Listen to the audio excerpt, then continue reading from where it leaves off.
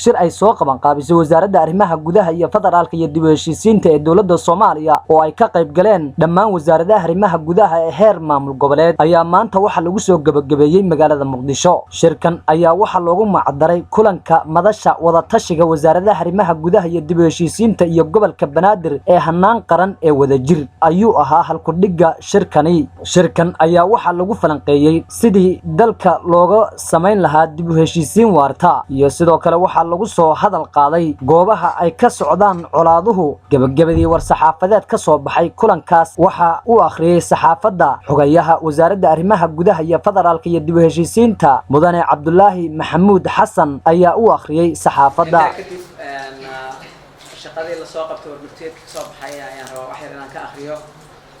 warmartiyeed kulan howleedka golaha wada tashiga hanaanka qaran ee dowladaha hoose wadajir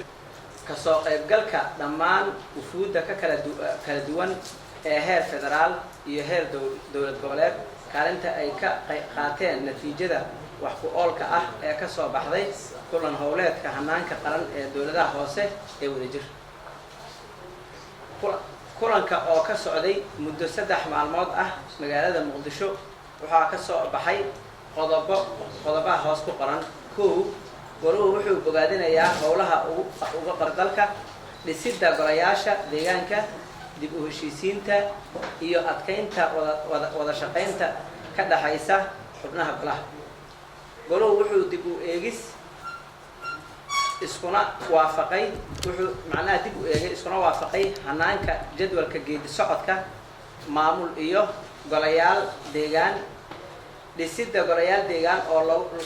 laga bilaabi doono degmooyinka hortabinta leh una diyaarka ah in laga hirgeliyo golayaasha deegaanka kuwaas oo ku kala yaala Jubbaland, Koonfur Galbeed, Galmudug, Hirshabeelle iyo gobolka Banaadir iyo dardargelinta sameynta habraacyada wadajir. Lambar 3 goluhu wuxuu bogaadinayaa sameynta golaha deegaanka ee laga hirgeliyay degmada Xudur iyo waliba dadaalada kale ee ka kala socda lagu leelayo golayaal deegaan degmooyinka kala ee dowlad goboleedka Koonfur Galbeed. shirka ka bacdi ayaan waxa aan waraysi la yeelanay wasiirka arrimaha gudaha iyo dowladaha hoose ee maamulka Galmudug Maxamed Xayir Nuur oo Star TV uga warramay ayaan waxa aan wax ka weydiinay howlaha wasaaraddiisa iyo khilaafyada soo kala dhaxgalay maamulka goboleedka Galmudug. qorshooyin ka degsan arrinta ay soo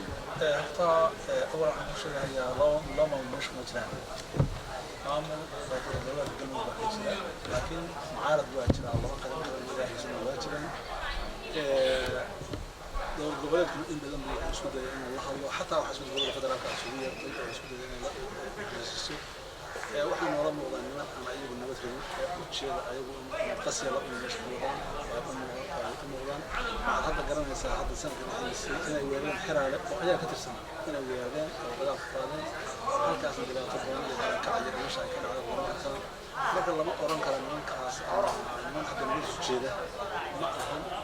dowladda federaalka markii hore madaxweynaha iyo ra'iisul wasaaraha markii la magacaabay Galmudug loo yeeray isla markaas cidii diiday oo go'aankii aan dowladda soo jeedisay ama dowladda soo qaaday cidii waxay ayaga marka ma oran karno waa dad ujeediye ka jeedara حتى أنا وحنا مثلا مرة سنة لليه إن طاف إن من هذا الطرف فأنا قف سنة لما بحال استخدام القرآن كان عليه الصلاة والسلام مدعي كلا دول دجال إنه والله وهذا إنه قوارث فيها مدعي. دوزير ميت كلا تدرس إن السنة لقى شو دجال الشباب يعني بدن جنب تكفي السنة أيوة وعنده قطعين كثير. ليش أيوة أنا وياه أنا عمر كلا وانا ما طبعا بعد لا مياه. السنة دي خارج وكالله ممكن خارج ممكن خارج يجوا يجوا زي ما يجوا ممكن واحد مقدم ما كل بيرجموا كبير. إذا قلت جميع صور القرآن وحكم كي برلمان حكم لها كي فلوس حكم لها كل واحد كبير جمهور كبير لكن من كان وانما السوق ومتى أي كتب نوع كأشقين لأن حد قالوا ويرنا الشباب ما أذان وحيكون صوت إحنا قدام أو وير كهيان بدي شعبك هذا المشروع dhaqameed balse waxa ahaa urur dad ka tirsanaa bay ahaayeen meelihii ugu xooga badnaayeen oo talada loo qaadan jiray oo dadka shacabku badan aaminsan ay joogaan bay ahaayeen haddana way weerareen marka waxaan oran karnaa aniga marka sunni qofka sunniga u jecel yahay kitaab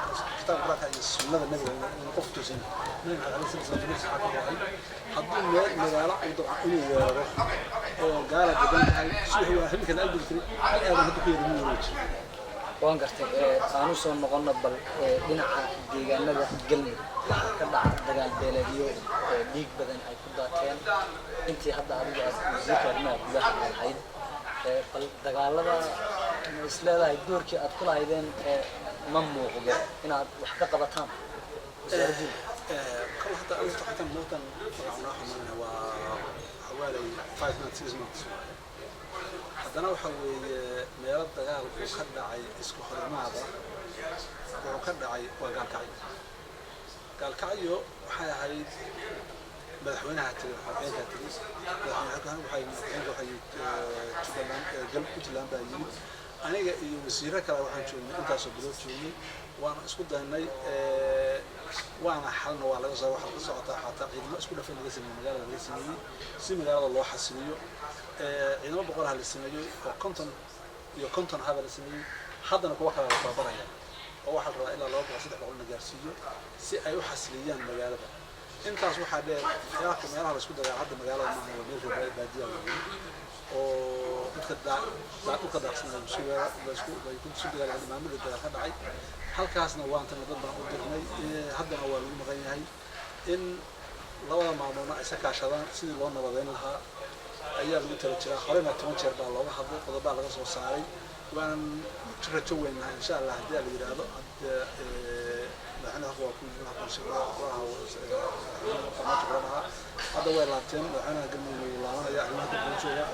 in sidii loo dardargeliyo ayaan rajaynayaa waan gartay su'aasha ugu dambaysa waxay tahay mudane wasiir dhawaan khilaaf ayaa soo wajahay maamulka dhexdiisa